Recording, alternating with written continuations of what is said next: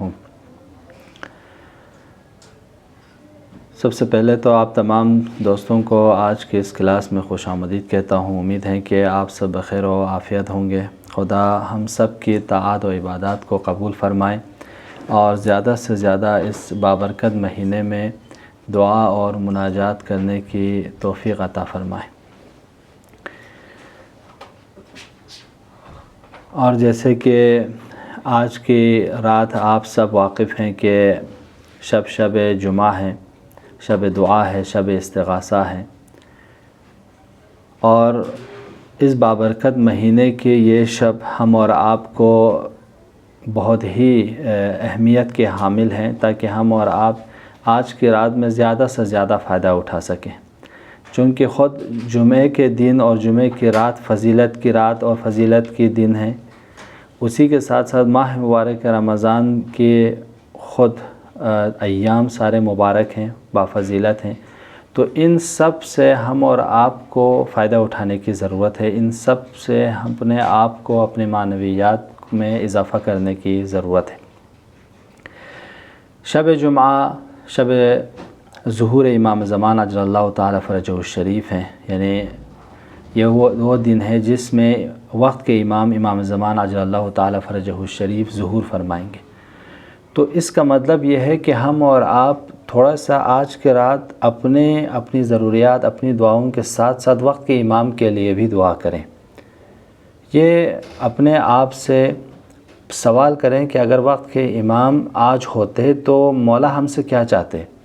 یہ بہت ضروری ہے، چونکہ جب ہم اور آپ کو معلوم ہے کہ مولا ظہور فرمائیں گے تو مولا ہم آپ کے ساتھ ہوں گے۔ ایک عالم دین کہتے ہیں کہ بالفرض کیجئے کہ اگر مولا آ گئے تو کیا کام ہے۔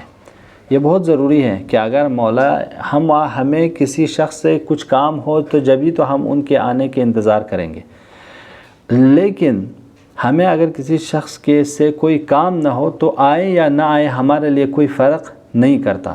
تو وقت کے امام کے ہم اور آپ منتظر ہیں تو کس لیے منتظر ہیں؟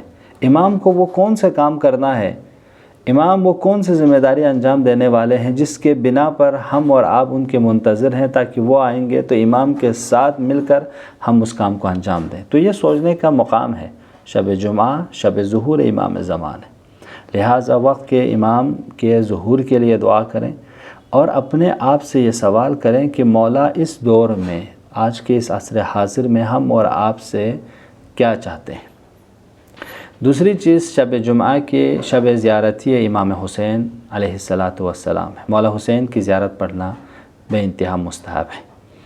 آج ہم اور آپ، کاش ہم اور آپ کربلا میں ہوتے تو ہم مولا کی زیارت پہ ہوتے، وہیں مولا کے ذریعے میں ہم اور آپ دعا پڑھتے، لیکن ہم دور سے بھی اگر نہیں پہنچ پائے اور دور ہیں تب بھی ہم اور آپ مولا کی زیارت پڑھ سکتے ہیں، یہ بھی مستحب ہیں شب جمعہ میں۔ ایک چیز شب جمعہ میں یہ ہے کہ استغفار کریں۔ استغفار بہت ضروری ہے کہ ہم اور آپ شبائے جمعہ میں استغفار زیادہ سے زیادہ استغفار پڑھیں۔ استغفر اللہ ربی واتوب الیہ، اور کہا جاتا ہے کہ صلوات کو زیادہ پڑھیں، یعنی شب جمعہ کے فضیلت ترین اعمال میں سے یہ ہے کہ آپ درود پڑھیے محمد و آل محمد پر، سب مل کر درود پڑھ دیں محمد و آل محمد پر۔ اللہم صلی علی محمد و آل محمد۔ یہ رات گناہگاروں سے ان کے گناہوں کو معاف کرنے کی رات ہے۔ ہم اور آپ سب خطاگار ہیں نا۔ شب جمعہ میں ایک کام یہ ہے کہ اس رات میں ہمارے گناہوں کو معاف کر دیا جاتا ہے، ہمارے گناہوں کو بخش دیا جاتا ہے۔ تو ہم اور آپ ایک تو مغفرت والے مہینے میں ہیں اور ایک مغفرت والی رات میں ہیں، تو اس سے فائدہ اٹھائیے۔ خطاگار گنہگار ہم اور آپ سے بھی بہت سی لغزشیں ہوئی ہیں، کوشش کریں کہ آج کی رات ہم اور آپ خدا سے مانگیں پروردگار ہمیں بخش دے پروردگار، چونکہ آج کی رات تو نے وعدہ کیا ہے کہ جو بھی اس رات میں استغفار کرے گا، دعا کرے گا، تو بخش دے گا۔ روایتوں میں ہے کہ ایک ملائکہ کو خدا رات سے صبح تک، کچھ ملائکہ خدا کی یہ ہیں فرشتے، یہ پکارتے رہتے ہیں کہاں ہے وہ لوگ جو گرفتار ہے، پریشانیوں میں ہیں۔ کہاں ہیں وہ لوگ جو توبہ کرنے والے؟ کہاں ہیں؟ کہاں ہیں وہ بیمار لوگ؟ کہاں ہیں وہ زندان میں لوگ، پریشان لوگ؟ کہاں ہیں وہ حاجت مند؟ کیوں آج در خدا سے نہیں مانگتے؟ کیوں دعا نہیں کرتے؟ تو یہ فرشتے ہمیشہ در خدا پر آ کر ہم اور آپ کو استغاثہ کرتے ہیں اس شب میں کہ ہم اور آپ کیا کریں؟ دعا کریں، دعا کے لیے جو بھی حاجات ہیں ہم اور آپ ان حاجتوں کو طلب کریں۔ تو یہ فرشتے ہمیشہ ہم اور آپ کو آج کی رات میں پکارتے رہتے ہیں۔ اس کے بعد کہتے ہیں کہ کاش تم لوگ دعا کرتے تو آج کی رات میں خدا تمہاری دعاؤں کو قبول کرتا ہے اور تمہاری جو بھی حاجات ہے اس کو روا کرتا ہے۔ تو ہم اور آپ اس رات کو غنیمت جانیں تاکہ ہم اور آپ اس رات سے زیادہ فائدہ اٹھا سکیں۔ ایک چیز، دوسری چیز یہ ہے کہ جو بھی آپ کو مہم کام کرنا ہے، جو بھی امپورٹنس کام آپ کو انجام دینا ہے اپنی زندگی میں، تو وہ آج کے رات میں انجام دیجیے۔ یہ بھی ایک مہم اعمال میں سے ایک ہے کہ ہم اور آپ آج کی رات ہی اپنے کاموں کو انجام دیں۔ آپ کو پڑھنا ہے، لکھنا ہے، کچھ ریسرچ کرنا ہے، صدقہ دینا ہے، کسی نیک کام کو شروع کرنا ہے، تو آج کی رات آپ شروع کیجئے۔ اس کا بھی بڑا ثواب ہے۔ اگر ہم اور آپ ایسا کرتے ہیں تو اس کا بھی ہمیں ثواب ملے گا، اور فضیلت بھی یہ ہے کہ ہم شب جمعہ میں اپنے مہم کاموں کو سٹارٹ کریں۔ ایک چیز شب جمعہ میں یہ ہے کہ ہم اور آپ صلہ رحم کریں۔ دیکھیے، دعا، مناجات، استغفار انسان کے ذاتی معاملات میں سے ایک کام شب جمعہ میں ہمیں یہ کرنی چاہیے، صلہ رحم۔ یعنی اگر ہم اور آپ اپنے بھائی بہنوں سے دور ہیں یا بھائی بہنوں سے، رشتہ داروں سے قاطع رابطے میں ہیں، تو کوشش کیجئے شب جمعہ کے دن جائیں، اس رابطے کو پھر دوبارہ متصل کریں، پھر آپس میں رابطہ ایجاد کریں، پھر بھائی سے بھائی کو ملائیں، بہن بہن سے ملیں، تاکہ ایک تو یہ کہ آپ اس صلہ رحمی کا ثواب آپ کو ملے گا، ساتھ ساتھ میں شب جمعہ میں اس کام کو آپ نے انجام دیا ہے اس کا بھی ثواب آپ کو ملے گا۔ تو یہ بہت ضروری ہے کہ ہم اور آپ اس پر توجہ کریں۔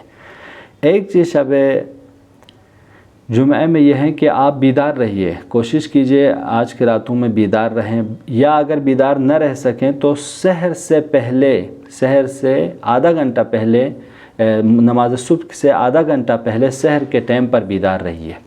ہم اور آپ تو آج کل کو ایام سحری ہیں تو بیدار رہتے ہی ہیں، لیکن عام جمعہ میں آپ سحر کے موقع پہ اٹھ جایا کریں، کیونکہ روایتوں میں ہے کہ جو سحر کے موقع پر جمعہ کے دن اٹھتا ہے وہ پک ٹائم ہے دعاؤں کی مناجات، دعاؤں کی مستجاب ہونے کا۔ تو ہم اور آپ اس ٹائم کو ضائع ہونے نہ دیں، کیونکہ دیکھیں ہم انسان ناقص ہیں، ہمیں بہت سی کمزوریاں ہیں، ہمیں بہت سی کمیاں ہیں۔ ہم چاہتے ہیں کہ ہم رشد کی طرف جائیں، ترقی کی طرف جائیں، کامیابی کی طرف جائیں۔ خدا نے ان سارے دروازوں کو فراہم کیا، یہ خدا کے رحم ہے، یہ رحمت الہی، یہ در رحمت الہی ہمیشہ کے لیے کھلا ہے۔ تو اب وہ ہے کہ ہم اور آپ اپنے اندر وہ ظرفیت ایجاد کریں کہ کس حد تک ہم اس چیز سے فائدہ اٹھا سکیں۔ میں آپ کو ایک مثال دوں گا۔ دیکھیے، خدا بارش برساتا ہے، اب ہم اور آپ ایک گلاس لے کر چلے جائیں تو اتنا ہی ہم اور آپ کو پانی ملے گا۔ اگر آپ نے بالٹی لے کے گیا، جگ لے کے گیا، تو جتنا جگ میں ہے اتنا آپ کو پانی ملے گا۔ بالٹی لے کے گئے تو جتنا بالٹی میں اتنا پانی آپ کو، بارش کا پانی اس میں آئے گا۔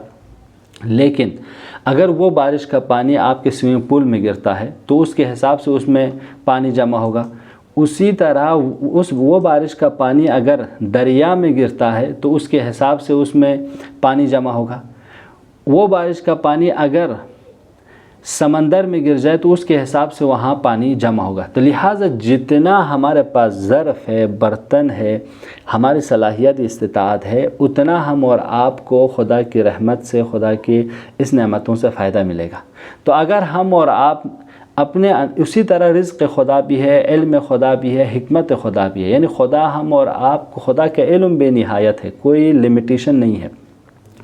خدا کے رزق میں بھی کوئی لمیٹیشن نہیں ہے، خدا کی رحمت میں بھی کوئی لمیٹیشن نہیں ہے، کوئی محدودیت نہیں ہے، لا محدود ہیں، بے نہایت ہیں، کوئی نہایت اور حد و حدود نہیں ہے کہ ہم اور آپ سٹاپ کریں بس یہاں تک خدا کی نعمت ہے، اس سے آگے نہیں ہے۔ نہیں، یہ تصور ہی نہیں کر سکتے ہم اور آپ، اتنی بے کرا چیز ہے۔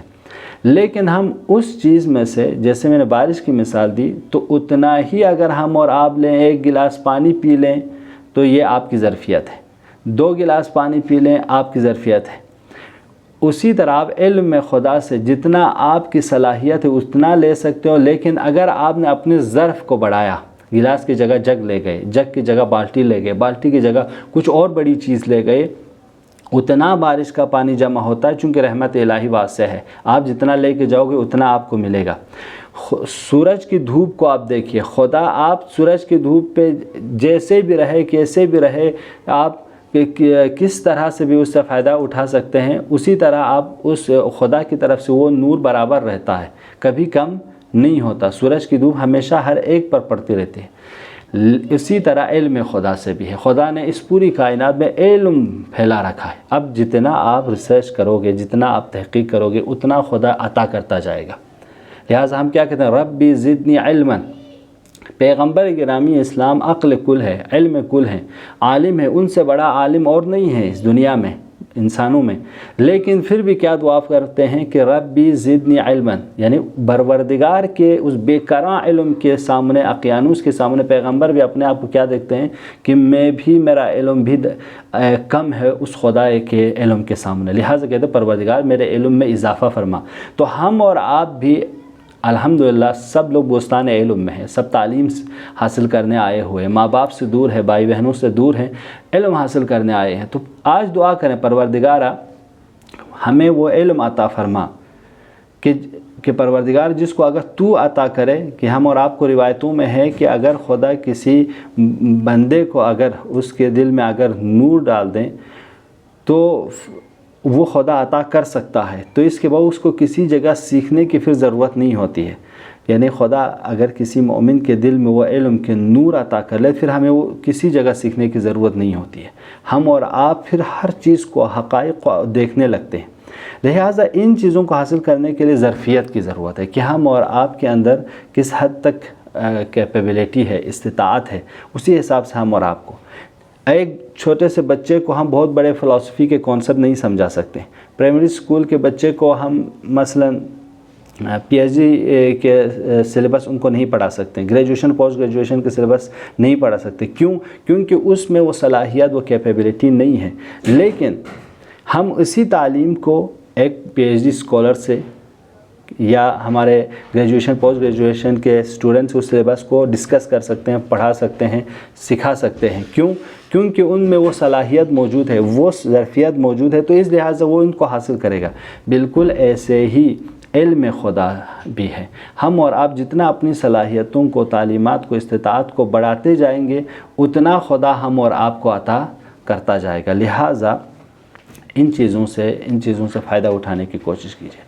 لہٰذا خدا فرماتا ہے کہ میں نے، اگر تم علم حاصل کرنا چاہتے ہو، معرفت حاصل کرنا چاہتے ہو، تو یہ دعاؤں کے دروازے کھلے ہوئے ہیں، تم یہاں آؤ اور یہاں سے ان چیزوں کو حاصل کرو۔ لہٰذا شب جمعہ میں ہم اور آپ زیادہ سے زیادہ کوشش کریں دعائیں کرنے کی، اور ساتھ ساتھ میں صدقہ دینے کی، انسان اس رات میں صدقہ دے دیں، اچھے کام جو بھی شروع کرنا ہے شب جمعہ سے شروع کریں، صلوات پڑھ دیں محمد و آل محمد پر، اور اسی طرح استغفار، دعا، مناجات اور رشتہ داروں سے صلہ رحم، اپنا رشتہ داری باقی رکھیں، یہ سب ہم اور آپ کے اوپر اہمیت ہے تاکہ اس رات سے ہم اور آپ خوب فائدہ اٹھا سکیں۔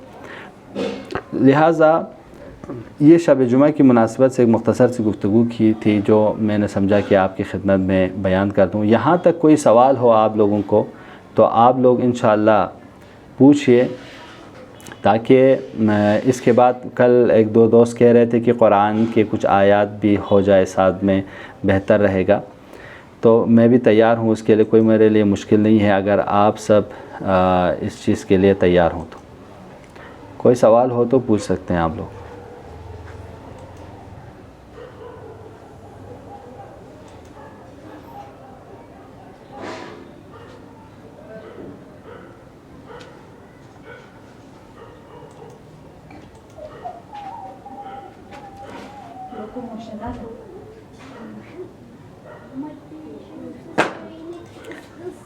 میں اگر کوئی سوال نہیں ہے تو میں آج کی دعا سے اس پروگرام کو شروع کرنا چاہوں گا۔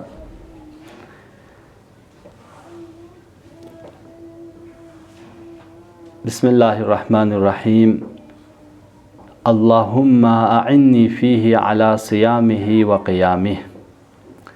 اس دعا میں ہم اور آپ پڑھتے ہیں کہ پروردگارا آج میری مدد فرما کہ میں آج کے دن صحیح سے روزہ رکھ سکوں، نماز قائم کر سکوں۔ وجنبنی فیہ من ہفواتہ و آثامہ۔ پروردگار مجھے لغزشوں سے اور گناہوں سے دور فرما، مجھے دوری اختیار کرنے کی توفیق عطا فرما۔ وارزقنی فیہ ذکرک بدوامہ بتوفیقک یا ہادی المضلین۔ پروردگار آج کے دن مجھے تیرے ذکر کرنے کی جو لذت ہے وہ عطا فرما، ذائقہ عطا فرما۔ بدوامہ بتوفیقک۔ پروردگار تیری توفیق میرے لیے شامل حال رہے ہمیشہ۔ یا ہادی المضلین، اے گمراہ ہونے والوں کو، اس دنیا کے سارے گمراہ لوگوں کو ہدایت دینے والے۔ اس دعا میں ہم اور آپ کم سے کم 3-4 مطالب کی طرف ہم اور آپ کو معصومین متوجہ فرماتے ہیں۔ پہلی چیز اس میں ہے کہ ہم اور آپ سے معصوم چاہتے ہیں کہ آج کے دن ہم اور آپ کوشش کریں روزہ جو رکھنے کا حق ہے وہ روزہ رکھیں۔ ایسا نہ ہو کہ ہم اور آپ بھوکے ہیں لیکن ہماری آنکھیں روزے کی حالت میں نہیں ہیں، ہمارے اعضاء و جوارح روزے کی حالت میں نہ ہوں۔ جیسے کہ پیغمبر گرامی اسلام کے دور میں ایک شخص آیا اور دوسرے کے غیبت کرتے ہوئے جب پیغمبر کے پاس آئے تو پیغمبر نے کہا کہ افطار کر لو۔ تو وہ شخص کہتا ہے یا رسول اللہ میں تو روزے سے ہوں، میں کیسے افطار کر سکتا ہوں؟ تو اس وقت پیغمبر فرماتے ہیں کہ تم روزے سے تھے لیکن اب تمہارے روزہ باطل ہو چکا ہے۔ کہا کیسے یا رسول اللہ؟ کہا کہ تم نے غیبت کی ہے۔ یعنی گویا غیبت کرنے سے پیغمبر فرماتے ہیں اب جو شخص غیبت کر لیتا ہے تو گویا اس کے روزہ بھی باطل ہے، اس کا وضو بھی ناقص ہے، اس کو دوبارہ وضو بھی کرنا چاہیے اور دوبارہ روزہ بھی رکھنا چاہیے۔ تو آج کے دن ہم اور آپ خدا سے یہ دعا مانگتے ہیں کہ پروردگارہ ہماری مدد فرما کہ ہم صحیح سے روزہ رکھ سکیں، صحیح سے نماز پڑھ سکیں۔ تو صحیح سے روزے کے شرائط کا جاننا ضروری ہے، روزے صحیح ہونے کے شرائط کیا کیا ہیں، اور روزہ جو مطلوب روزہ ہے، خدا ہم سے جو واقعی معنی میں روزہ ہم سے لینا چاہتا ہے، روزے کی جو حکم ہم اور آپ کو دی ہے وہ حق ہم ادا کرنے کی کوشش کریں، صرف بھوکا اور پیاسا رہنے کی کوشش نہ کریں، بلکہ ہمارے اعضاء و جوارح سب کے سب روزے کی حالت میں اس طرف ہمیں متوجہ ہونے کی ضرورت ہے۔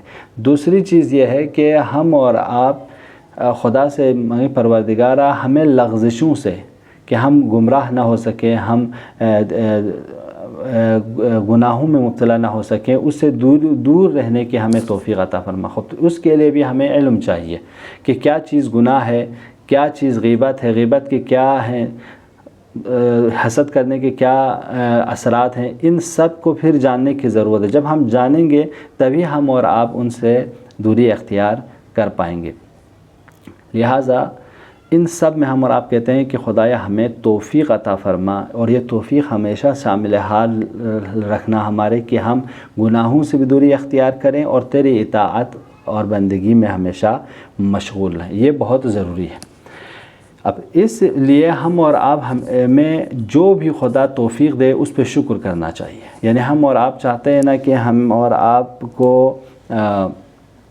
اپنی ان توفیقات جو حاصل ہو رہی ہے، جو نیک کام کرنے کی توفیق ہو رہی ہے، ہم لوگ مثلا روزہ رکھ پا رہے ہیں، اسی طرح ہم اور آپ نمازیں ادا کر پا رہے ہیں، دعا کر پا رہے ہیں، مناجات کر پا رہے ہیں، صلہ رحم کر رہے ہیں، دوست سے رابطے کو اچھی طرح رکھ رہے ہیں، یہ سب کر پا رہے ہیں تو اس پر شکر کیجئے۔ یعنی ہم اور آپ ہمیشہ خدا کی دی ہوئی نعمتوں پہ جتنا شکر کریں گے اتنا ہم اور آپ کو مزید اضافہ کرتے چلے جائیں گے۔ میں آپ کو ایک روایت سناتا ہوں کہ امام رضا علیہ السلام سے کہ ایک دفعہ ایک شخص آنے کے بعد مولا سے شکایت کرے، ایک فقیر شخص آنے کے بعد مولا سے شکایت کرنے لگے کہ مولا میں پریشان ہوں، میرے لیے دعا کیجئے، میری اس پریشانیوں کو دور کریں۔ تو مولا امام رضا ایک انگور کھا رہے ہوتے ہیں تو وہ ایک انگور کا گچھا ان کے ہاتھ میں دے دیتا ہے۔ وہ انگور کا گچھا ہاتھ میں لینے کے بعد کہتا ہے مولا یہ اس انگور کے گچھے سے میری کیا ہوگی، میری پریشانی بہت زیادہ ہے، میری حالت بے انتہا خراب ہے مولا، میرے اقتصادی حالات مالی حالات بہت خراب ہیں، میرے بیوی بچے بھوکے ہیں، اور اس ایک آپ میرے لیے دعا کے بجائے ایک انگور کا گچھا مجھے دے رہے ہیں، شکایت۔ دیکھیں شکر کیا، میں یہ بتانا چاہ رہا ہوں۔ اتنے میں ایک شخص اور آتا ہے امام کے پاس، جب وہ آیا تو مولا امام رضا کے پاس آنے کے بعد کہا مولا میں آپ سے ملنا چاہتا تھا، مولا میں آپ کی زیارت کے لیے آیا تھا، آپ کا بہت بہت شکریہ کہ مجھے آپ نے اپنی زیارت کرنے کی اجازت دے دی۔ بھائی اتنا تو اس کے بعد مولا ایک دانہ انگور اس کے ہاتھ میں دے دیتا ہے۔ تو جب وہ ایک دانہ انگور ہاتھ میں لے لیتا ہے تو کہتا ہے مولا آپ کا بہت بہت شکریہ مولا، میں تو آپ سے ملنے آیا تھا، مجھے انگور کی ضرورت نہیں تھی مولا، تو جب آپ کا شکریہ کہ آپ نے مجھے لطف کی، میرے اوپر احسان کیا، آپ نے مجھے یہ انگور کا دانہ دیا، میں اسی کو لے جا کے پانی میں ملا کر اپنے سارے فیملی کو پلاؤں گا کہ مولا کی طرف سے یہ تبرک ہے، میں آپ کا شکریہ ادا کروں گا۔ جیسے ہی شکریہ ادا کیا تو مولا نے ایک گچھا انار کا پھر دوبارہ اٹھا کے اس کے ہاتھ میں دے دیا۔ تو اس نے کہا مولا میرے لیے ایک دانہ کافی تھا مولا، یہ پھر دوبارہ ایک گچھا انگور دینے کی مجھے ضرورت نہیں تھی۔ جب یہ کہ اس کا شکریہ ادا کیا مولا آپ کا بہت بہت شکریہ، تو مولا نے پوری پلیٹ انگور کی انہیں دے دی۔ تو اس نے کہا مولا مجھے اس کی بھی ضرورت نہیں ہے، آپ کا بہت شکریہ مجھ پہ احسان کرنے کا۔ جیسے ہی وہ شکر ادا کرتے جاتا تھا مولا کہتے ہیں کہ میرے انگور کا وہ باغ بھی تیرے لیے۔ پھر وہ کہتے ہیں مولا بہت شکریہ، جتنا شکر کرتے جاتے ہیں وہ کہتے ہیں کہ میں آپ جو اس باغ کے اطراف میں زمینیں بھی ہیں وہ بھی تیرے نام۔ مولا اپنے باغ اپنے زمینوں کو اسے دیتے جاتا ہے، یہاں تک کہ جو پاس میں بیٹھا فقیر مولا کے پاس آیا تھا وہ شکایت دے کر، وہ ایک دم سے بھٹک جاتا ہے، مولا میں ضرورت مند ہوں، مجھے ضرورت تھی، میں نے آپ سے مانگا تھا، یہ تو صرف آپ سے ملنے آئے تھے، آپ نے مجھے تو صرف ایک انگور کا گچھا دے دیا، ان کو آپ باغ دے رہے ہیں، زمینیں دے رہے ہیں، سب کچھ ان کو دے رہے ہیں۔ تو مولا وہاں پہ اس آیت کو لکھ دیتے ہیں کہ ان شکرتم لازیدنکم، اگر تم لوگ شکر ادا کرو گے میں اتنا اضافہ کروں گا۔ یعنی مولا یہ بتانا چاہتے ہیں دیکھو خدا کہ جتنا تم لوگ شکر گزار رہو گے اتنا خدا تجھے نعمت سے نوازتا رہے گا۔ تمہاری آنکھیں سالم ہیں، خدا کا شکر کرو کہ پروردگارہ میری آنکھیں سالم ہیں، تو خدا آپ کی آنکھوں میں روشنائی اور رکھے گا، کوئی ان کو بیماریوں سے محفوظ رکھے گا۔ کان سالم ہے، خدا کا شکر ادا کریں۔ اعضاء و جوارح سالم ہیں، زبان سالم ہے، تمام چیزیں جو ہمارے اور آپ کے باڈی پہ ہیں یا اطراف میں ہیں، ہماری سوچ صحیح ہے، ہماری عقل صحیح ہے، تو سب پہ کیا کریں؟ شکر کریں۔ اور خدا نخواست ہم اور آپ بیمار ہو گئے تب بھی شکر خدا کو نہ بھولیں۔ ایسا نہیں ہے کہ ہم اور آپ تھوڑی سی بیماری میں مبتلا ہو گئے شکوہ و شکایت کرنے لگ جائیں، یہ بھی زیب نہیں دیتا، یہ بھی صحیح نہیں ہے۔ اس بنا پر آپ دیکھیں کہ ہم اور آپ کو یہ صحیح اور کوشش ہمیشہ اپنی زندگی میں رہنی چاہیے کہ جتنا ہو سکے بارگاہ خدا میں شکر ادا کرتے رہیں۔ جتنا ہم شکر کریں گے اتنا ہم اور آپ کو خدا نعمتوں سے نوازتا رہے گا، اتنا ہم اور آپ کو آپ علم حاصل کرنے آئے ہیں۔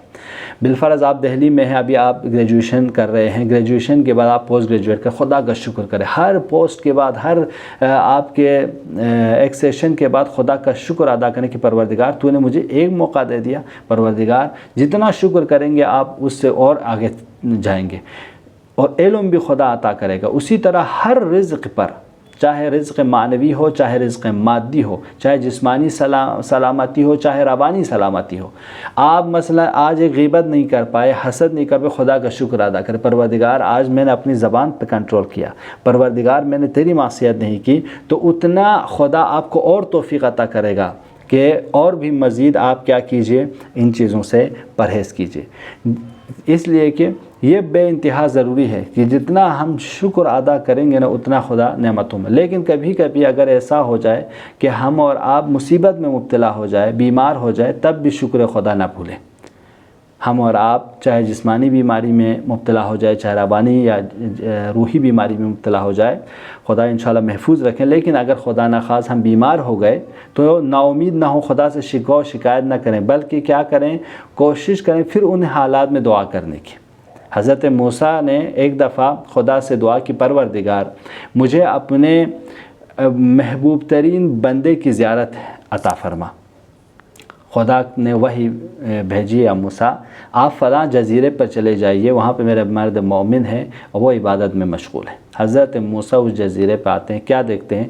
ایک شخص ہے جو پیسی بیماری میں مبتلا ہے، جو معذور ہیں، جو اپاہج ہیں، ایک جسم اس کے بیٹھے ہوئے ہیں ایک حصہ، اور وہ کیا ہے، مختلف بیماریوں میں مبتلا ہے، لیکن وہ روح قبلہ خدا کا شکر کر رہے ہیں، پروردگارا تیرا شکر ہے، پروردگارا تو نے جو نعمتیں مجھے دی ہیں اس کا شکر ہے۔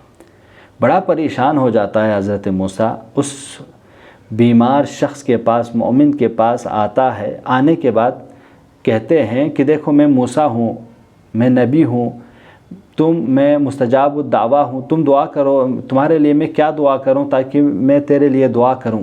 اتنا کہنا تھا، وہ مومن کہتا ہے موسیٰ مجھے کسی دعا کی ضرورت نہیں ہے، وہ خدا چاہتا ہے کہ میں اس حالت میں رہوں تو میں اس مرضی الہی پہ راضی ہوں، اگر اس نے مجھے یہ نعمت دی ہے تو میں اس نعمت پہ بھی حاضر ہوں۔ اتنے میں حضرت جبرائیل حضرت موسیٰ پہ نازل ہوتے ہیں، کہتے ہیں دیکھیں ابھی میں ان کے آنکھوں کی روشنائی بھی لے جاؤں گا، تب دیکھیں ان کے یہاں اس شخص کے منہ سے کیا دعا نکلتی ہے۔ وہ جب وہ نابینا ہو جاتا ہے تب بھی کہتا ہے پروردگارا تیرا شکر ہے۔ تو حضرت موسیٰ کہتے ہیں تو کس چیز کا شکر ادا کر رہے ہو؟ تم معذور ہو، بیمار ہو، ابھی اندھے بھی ہو چکے ہو۔ تو اتنا کہنا تھا کہ وہ مرد مومن حضرت موسیٰ سے عرض کرتے ہیں یا نبی اللہ، اے موسیٰ آپ نبی ہیں، آپ پیغمبر ہیں، لیکن میں ان سب پہ شکر ادا اس لیے کر رہا ہوں کہ خدا کی مرضی یہ ہے کہ میں اندھا رہوں تو میں اسی پہ راضی ہوں، خدا کی مرضی یہ ہے کہ میں جسمی طور پر معذور رہوں، میں اسی پہ راضی ہوں، خدا اگر راضی ہے کہ میں بیمار رہوں تو میں اسی پر راضی ہوں۔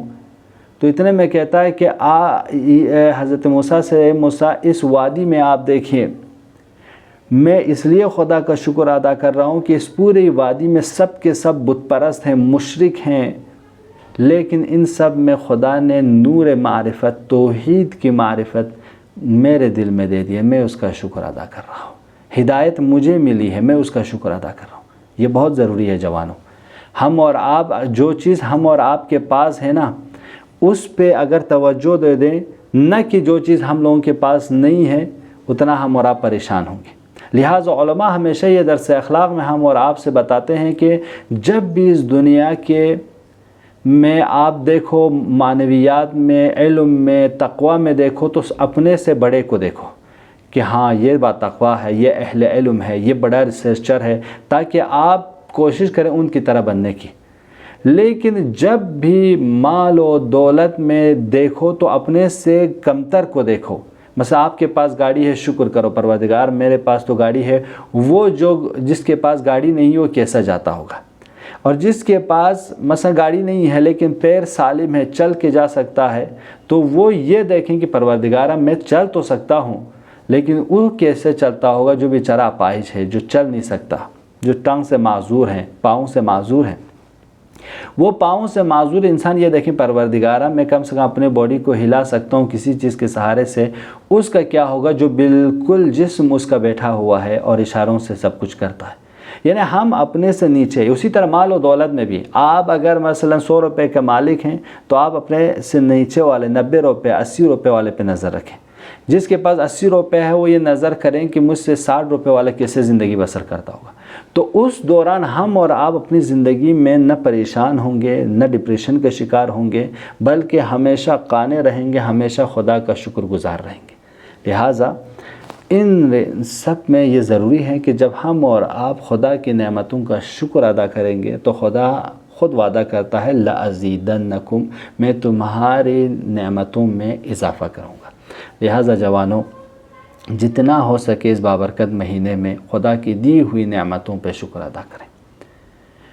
خدا سے دعا کریں کہ پروردگارا شب جمعہ ہے، ہم سب کو اس بابرکت مہینے میں بابرکت رات میں دعا کرنے کی، استغفار کرنے کی، توبہ کرنے کی توفیق عطا فرما. پروردگارا اس جم میں موجود جوانوں کو جو آج اس کلاس میں آئے ہوئے ہیں اور جو کل سے کلاسز کو سنیں گے، پروردگارا ان سب کی جو بھی حاجات ہیں بحق ابا عبداللہ الحسین ان کی حاجات کو روا فرما. پروردگارا ہم سب کی اس مختصر سے اعمال کو قبول فرما.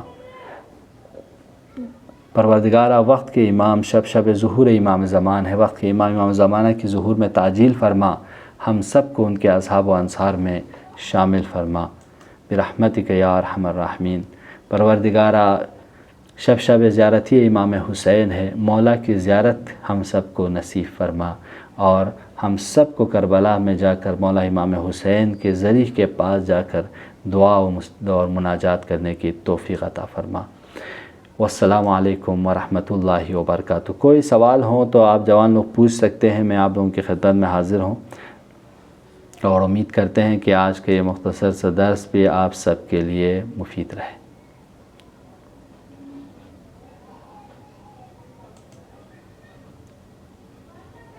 جی کوئی سوال ہو تو میں آپ لوگوں کی خدمت میں ہوں. علیکم السلام.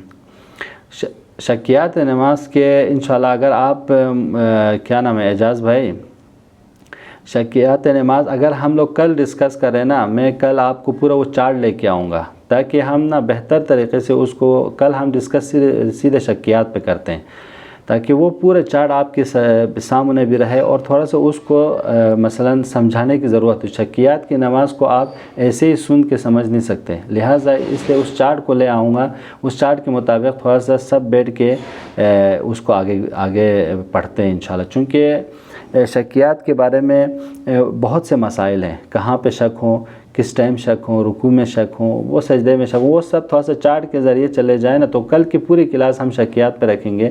تو انشاءاللہ اگر سب جوان حاضر ہوں، اس کے بعد ٹائم رہے تو پھر اس ٹاپک کو کنٹینیو کریں گے. اور دوسرے کوئی سوالات ہوں تو بتائیے. جی انشاءاللہ. علیکم السلام.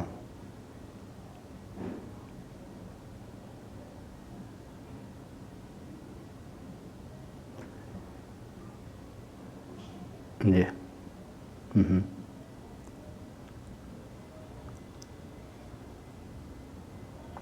کتابیں آپ کو کس لینگویج میں چاہیے بھائی؟ آپ کے پاس میرا واٹس ایپ نمبر ہو تو آپ مجھے ایک لنک میرے نمبر پر مجھے سلام بھیج دیجیے گا، آپ کا نام بھی بھیج دیجیے گا. میں ضرور آپ کو، کتابیں بہت ساری ہیں اور کچھ کتابیں آپ کو بک کی شکل میں یہیں پہ یعنی PDF فائل تو بہت ساری مل جائیں گی، لیکن اس کے علاوہ بھی اگر آپ لوگوں کو چاہیے ہوں تب بھی آپ لوگوں کو مل سکتی ہیں کتابیں.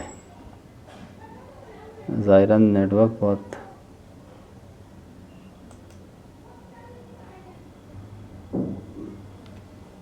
سکتے ہیں، نہیں تو میں آپ کو PDF فائل بھیج دوں گا انشاءاللہ. بہت ساری کتابیں ہیں جس کے سلسلے میں ہم اور آپ ان احادیث کے بارے میں پڑھ سکتے ہیں اور اچھی اچھی کتابیں آج کل علماء نے لکھی ہیں مختلف موضوعات پہ، ان پہ بھی آپ ان کو بھی مطالعہ کر سکتے ہیں. انگلش میں، اردو میں، ہندی میں، سب جگہ اویلیبل ہیں، ابھی کوئی پریشانی نہیں ہے. آپ کو میں ایک دو سائٹ بھی بتا دوں گا، ان پہ بھی آپ رجوع کریں گے تو کافی کتابیں اس پہ بھی ہیں انشاءاللہ. جی جی بہت بہت شکریہ.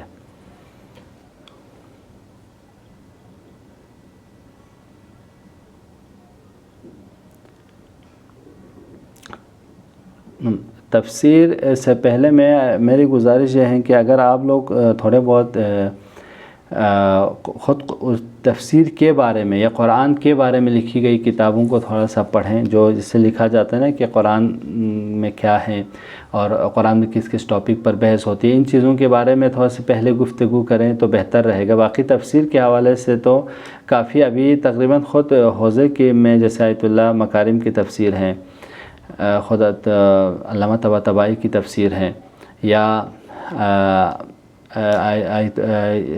بہت سے عربی تفاسیر جو ہیں ان کا بھی اردو ترجمہ ہوا ہے، لیکن کچھ جلدوں کا ہوا ہے، کچھ کا نہیں ہوا ہے۔ اسی طرح ایک تفسیر بہت ہی آسان ہے، جوانوں کے لیے بھی لکھی گئی ہے، تفسیر رہنما کے نام سے بھی ہے، اس کی تفسیر کو بھی اردو کچھ آیا ہوا ہے، وہ بھی ہیں۔ لہٰذا لیکن تفسیر کے لیے آپ کوشش کریں خود کے بجائے کسی عالم دین سے پڑھیے، تاکہ قرآن کی آیت کے ساتھ ساتھ آپ کو وہ تفسیر کسی عالم دین سے پڑھیں گے تو سب سے بیسٹ ہے آپ کو سمجھنے کے لیے، چونکہ ہم اور آپ کو یہ یقین ہے نا کہ یہ خدا کا کلام ہے، اور کلام الہی کو اس کے رول ریگولیشن کے بغیر، عربی زبان کے بغیر یا عربی زبان ہم کو نہیں آتی ہے، تو کسی عالم دین سے بیٹھ کر ہم اگر اس کو پڑھیں گے تو زیادہ واضح طور پر ہم سمجھ جائیں گے۔ لیکن آپ ترجمہ پڑھیں گے تو ایسے ہی آپ تھک جاؤ گے قرآن کے۔ لیکن اگر آپ قرآن کے بارے میں کچھ کتابیں پڑھنے کے بعد، کہ قرآن کے بارے میں لکھی گئی کتابوں کے پڑھنے کے بعد جب آپ اس کو قرآن کو پڑھیں گے تو بہت سی چیزیں آپ کے لیے آسانی ہو جائیں گی، چونکہ بہت سے ٹرمز ہیں قرآن کے، یا قرآنی ٹرمز ہیں، الفاظ ہیں، مصطلحات ہیں، ان کو آپ جب اس چیز میں پڑھے ہوں گے تب جا کے آپ جب خود قرآن پڑھ رہے ہوں گے تو اس وقت آپ کو سمجھ میں آ جائے گا، اچھا اس میں یہ مراد لیا گیا ہے، وہاں پہ ایسا مراد لیا گیا ہے، تو اس طرح آسانی ہوگی۔ باقی تفسیر کی کتابیں کافی ہیں۔ آیت اللہ محسن قراتی کی کتاب ہے تفسیر نور، وہ میں تو آپ سے گزارش کروں کہ آپ وہ پڑھیں گے، وہ تھوڑا آسان بھی ہیں، اور ہر آیت کے بعد انہوں نے کچھ 3-4 پوائنٹ بھی بتائے، مثلا وہ بسم اللہ الرحمن الرحیم آیت کا ترجمہ، پھر اس کے بعد کہتے ہیں اس آیت میں پہلا پوائنٹ یہ ہے، دوسرا پوائنٹ یہ ہے، تیسرا پوائنٹ یہ ہے، چوتھا پوائنٹ یہ ہے، یعنی خدا اس آیت میں ہم اور آپ سے یہ کہنا چاہتے ہیں، ایسا بھی لایا ہے۔ وہ بہت اچھا بھی ہے، آسان بھی ہے، اگر اس کو آپ پڑھیں، اگر تفسیر میں خود سے پڑھنا چاہیں تو وہ بہتر ہے، لیکن میری گزارش ہے کہ کسی عالم دین کے ساتھ پڑھ۔ تفسیر نور، جی آیت اللہ محسن قراتی صاحب کی، وہ اچھی ہیں، اردو میں بھی کچھ سوروں کے آ چکے ہیں، میں آپ کو سورہ حجرات اور سورہ ان کے 2-3 سوروں کے آ چکے ہیں، میں آپ سورہ آل عمران ظاہراً ان 2 سوروں کی میرے پاس PDF ہے، میں وہ آپ کو بھیج سکتا ہوں، اگر آپ پھر آپ اس کو پڑھ لیجئے پہلے ایک بار، پھر آپ کو اندازہ ہو جائے گا کہ اس تفسیر کو آپ پڑھ سکتے ہیں۔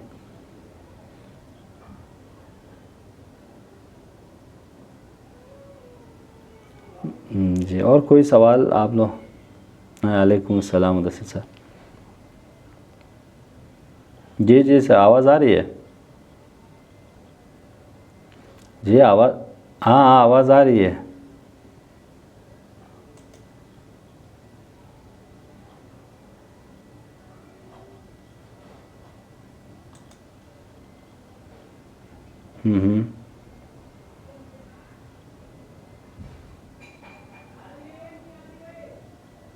عادل ہے، جی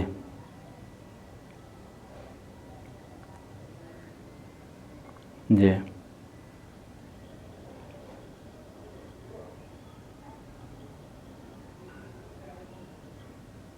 جی بالکل، کیوں نہیں۔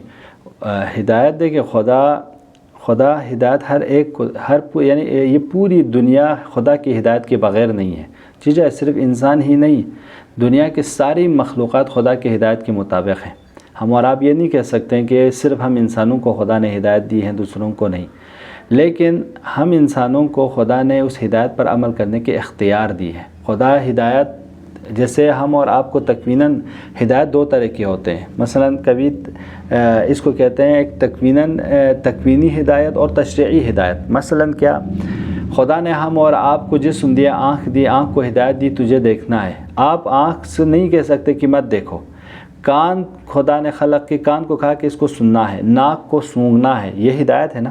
اسی طرح دوسرے موجودات میں آپ دیکھیں، سب میں ہدایت موجود ہے، لیکن ان میں کسی کو خلاف کرنے کی، مخالفت کرنے کی کوئی حق نہیں ہے، وہ کہیں مخالفت نہیں کر سکتا۔ لیکن ایک ہدایت ہوتی ہے ہدایت تشریعی، یعنی شریعت، قانون۔ خدا کہتا ہے اس آنکھ کو تجھے دیکھنا، یہ دیکھنے ہی دیکھے گا، یہ گناہ کو بھی دیکھے گی، یہ نیک کام کو بھی دیکھے گی، اچھی چیز کو بھی دیکھے گی، بری چیز کو بھی دیکھے گی، لیکن تم کوشش یہ کرو کہ اس کے ذریعے صرف اچھی چیزوں کو دیکھو۔ یہ کان گناہوں کو بھی سنے گی، اچھی چیزوں کو بھی سنے گی، لیکن تم کوشش کرو کہ اس کے ذریعے اچھی چیزوں کو سننے کی۔ تو لہٰذا خدا ہم اور آپ کو دو طرح کی ہدایت دیتا ہے۔ ایک ہدایت یہ کہ وہ قانون کے ذریعے، قرآن کے ذریعے ہم اور آپ کو، نبیوں کے ذریعے ہم اور آپ کو ہدایت دیتا ہے کہ دیکھو تم فلاں کام کرو، یہ تمہارے لیے واجب ہے، یہ تمہارے لیے حرام ہے۔ اس میں ہم اور آپ کو اختیار ہے، جو چیز خدا نے ہم اور آپ کو واجب کی ہے اس کو آپ کر بھی سکتے ہیں، نہیں بھی کر سکتے، یہ اختیار آپ کو دیے ہیں، لیکن کریں گے تب جا کے خدا آپ کو جزا دے گا۔ اگر آپ نے مخالفت کی ہے خدا اس پہ آپ کو سزا دے گا۔ تو اس بنا پر یہ کیٹریا یا میزان، معیار یہ رکھتا ہے کہ انسان خود درک اور شعور رکھتے ہوئے اس خدا کے فرمان کے مطابق کتنا اترتا ہے۔ اب جتنا ہم اور آپ اس کے فرمان کے مطابق اترتے جائیں گے اتنا ہم اور آپ کو ہدایت ملتی جائے گی۔ لہٰذا میں نے پہلے بھی عرض کیا کہ ظرفیت کا ہونا ضروری ہے، یعنی کتنا ہم اور آپ اس مطلب کو لینے کی، اس بات کو سمجھنے کی صلاحیت رکھتے ہیں، اتنا ہم اور آپ کو خدا ہدایت دے گا۔ ایسا نہیں ہے کہ آپ کو صلاحیت ہی نہیں ہے۔ آپ میں مثلا پرائمری اسکول کے بچے کو میں نے پہلے کہا کہ پی ایچ ڈی کے ہم سلیبس نہیں پڑھا سکتے، کیونکہ اس بچے میں وہ صلاحیت نہیں ہے، لیکن اگر وہ بچہ پڑھتے پڑھتے آ گیا اس سٹیج پہ تو اس کو ہم پڑھا سکتے ہیں۔ ویسے ہی خدا بھی ہدایت کرتا ہے، چھوٹے بچے کو اس کے مطابق، ایک جاہل انسان کو اس کے مطابق، ایک عالم کو اس کے مطابق۔ لہٰذا جتنا عالم ہوتا جاتا ہے اتنا خدا کی طرف سے اسے ہدایت کے فیض ملتے جاتے ہیں۔ وجہ یہ ہے کہ خود ہم اور آپ اپنے کو بدلیں اس فرمان الہی کے مطابق، تو خدا ہم اور آپ کو ہدایت دے گا۔ اسی لیے ہم اور آپ کہتے ہیں کہ خدا جس کو چاہے ہدایت دیتا ہے، جس کو چاہے گمراہ کرتے ہیں۔ گمراہی بھی یہی ہے، خدا نے اس آنکھ کو آپ کو دیکھنے کے لیے دیا، صحیح چیزوں کو دیکھنے کے لیے دیا، لیکن اس نے قانون یہ دی تھی کہ آپ اس کے ذریعے صحیح چیزوں کو دیکھیے، لیکن ایک انسان اس چیزوں کے ذریعے غلط چیزوں کو دیکھتا ہے، گناہوں کو، غیبتوں کو سنتا ہے۔ لہٰذا خدا کے اس وسائل کے ذریعے وہ گمراہی کی طرف چلا جاتا ہے، تو وہ اس دلدل میں پھنستا ہوا چلا جاتا ہے اور جہنمی بن جاتا ہے۔ لہٰذا یہاں پہ خدا کہتا ہے کہ دیکھو میں نے تجھے یہ چیز وسائل دی تھی، بتایا تھا، تاکہ اگر تم اس کو استعمال کرو گے تو ہدایت اور اس کے جزا جنتی ہوتے۔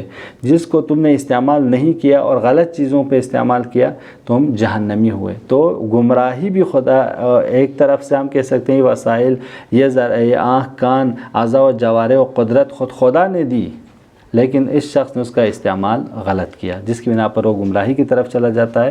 ایک شخص اس کو اچھائیوں میں استعمال کرتا ہے، اس لیے وہ کیا ہے، کامیابی کی طرف جاتا ہے اور جنتی بن جاتا ہے۔ جی مدثر صاحب واضح ہوا تھوڑی بہت؟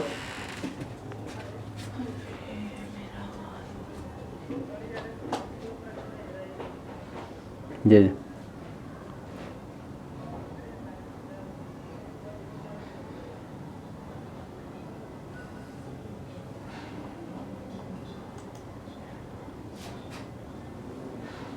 جی جی بالکل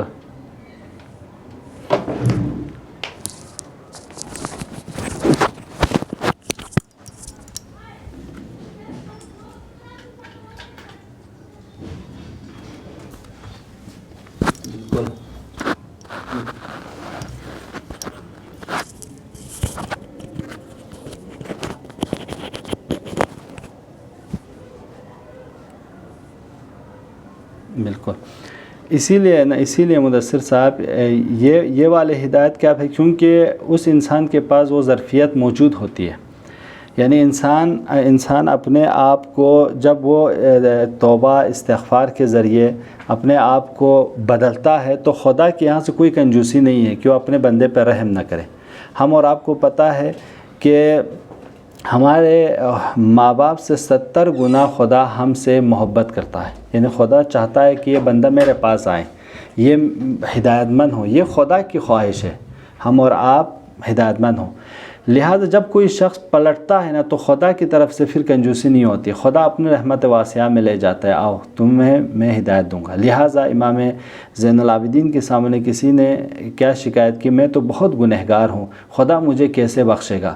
تو اس وقت امام زین العابدین کہتے ہیں تم ایسے مت کہو، بلکہ کہو یہ کہ خدایا تو اتنا عظیم رحم و کرم کا مالک، تو مجھے کیسا سزا دے گا؟ تیرے اس رحمت بے کراں کے سامنے، تیرے اس رحم و کرم کے اس اقیانوس کے سامنے میرے گناہ تو ذرہ بھی نہیں ہے، پروردگار تو مجھے بخشے گا۔ کہا یہ امید رہو، مایوسی نہ ہو، تو خدا تجھے عطا کرے گا۔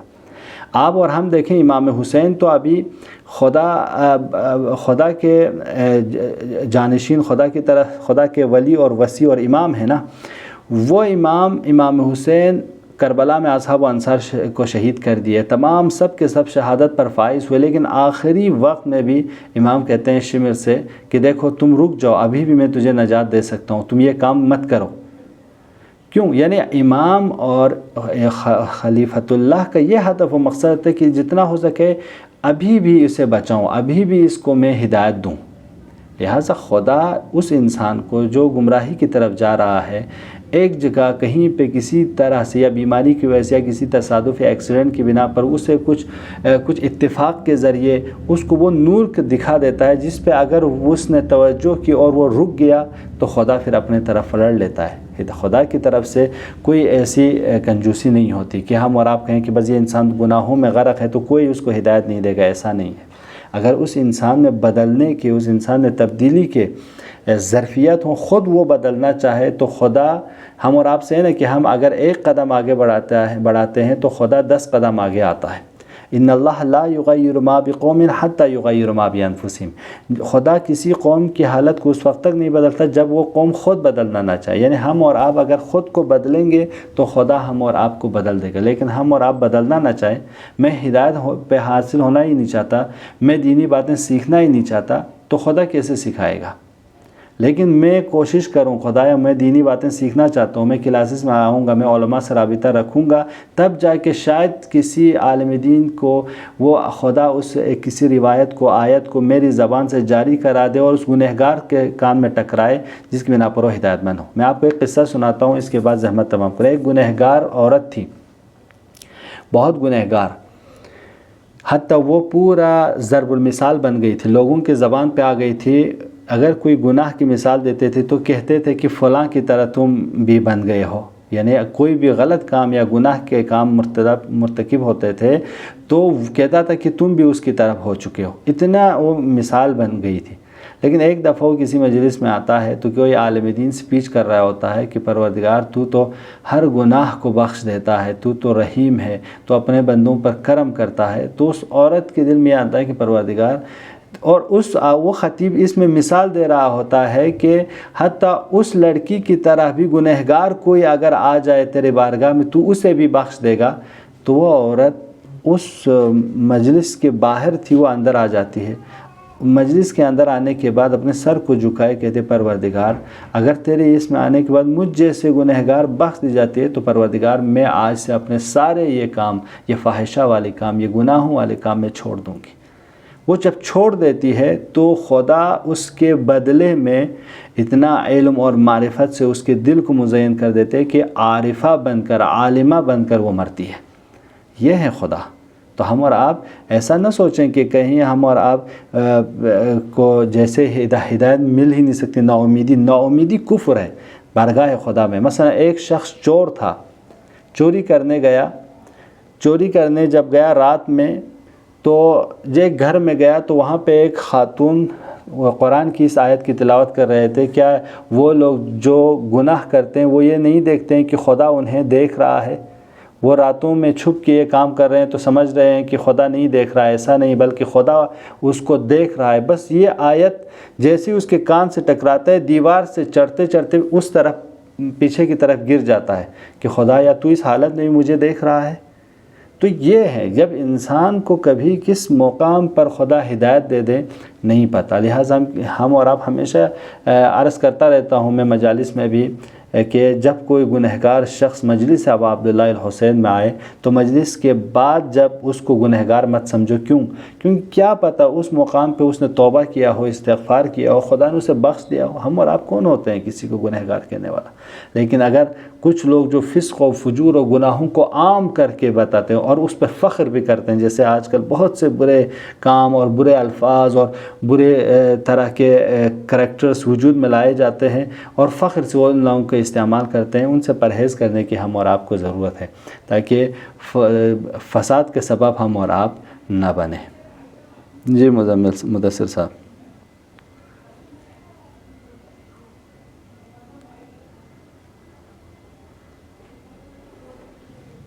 واضح ہوا مدثر بھائی؟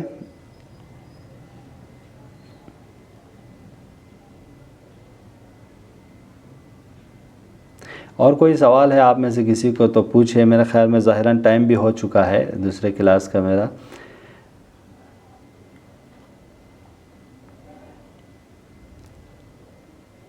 امید کرتا ہوں کہ انشاءاللہ یہ بھی آپ سب کے لیے مفید رہے. آپ سب کا بے انتہا شکریہ ادا کرتا ہوں اور التماس دعا کی درخواست ہے. آج شب جمعہ ہے, دعا کیجیے گا, اپنے مرحومین کے لیے دعا کیجیے, والدین کے لیے دعا کیجیے. بہت شکریہ بھائی, دعاؤں میں یاد رکھنا سب لوگ آپ انشاءاللہ. التماس دعا. والسلام علیکم ورحمۃ اللہ وبرکاتہ.